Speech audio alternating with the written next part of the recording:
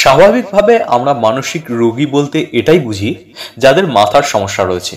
এছাড়াও মানসিক রোগীর কথা চিন্তা করলেই চোখের সামনে ভেসে ওঠে রাস্তার পাশে উস্কো ফুস্কো চুলের ছেঁড়া কাপড় পরা কিছু মানুষের চেহারা। শুধুমাত্র কি এরাই মানসিক রোগী? না, প্রকৃত বাস্তবতা কিন্তু অন্য কথা বলছে। এ কারণে প্রকৃত অর্থে কারা মানসিক রোগী তা কিন্তু জানা উচিত।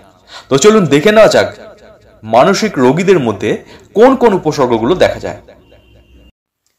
ভ্রান্ত বিশ্বাস, আবেগের পরিবর্তন, আচরণগত পরিবর্তন, কর্মক্ষমতা হ্রাস, মানসিক অস্থিরতা, মাথা ব্যথা, মাথা ঘোরা, দুশ্চিন্তা, মানসিক ভীতি, খিঁচুনি, একই কাজ বা চিন্তা বারংবার করা, মানসিক অবসাদ, বিষণ্ণতা, বিরক্তিবোধ, অসহায় বোধ করা নিজেকে, স্মরণ শক্তি কমে যাওয়া, ক্ষুধা না পাওয়া, কোনো কাজে মনোযোগ দিতে না পারা এবং আত্মহত্যা করার কথা বারংবার ভাবা।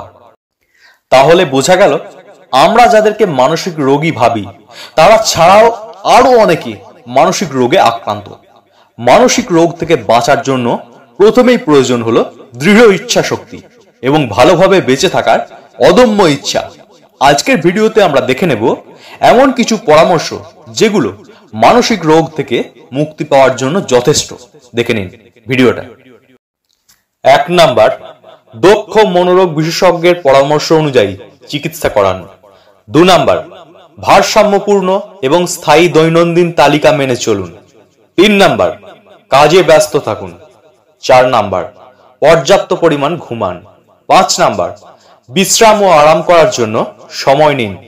6 নাম্বার, পুষ্টিকর এবং সুষম খাবার গ্রহণ করুন। 7 নাম্বার, ধূমপান এবং মদ্যপান সহ যাবতীয় নেশা জাতীয় দ্রব্য থেকে নিজেকে দূরে রাখুন। 8 নাম্বার, নিজেকে সবার থেকে আলাদা করা থেকে বিরত থাকুন। এবং 9 নাম্বার, ধর্মীয় কাজে সময় দিন।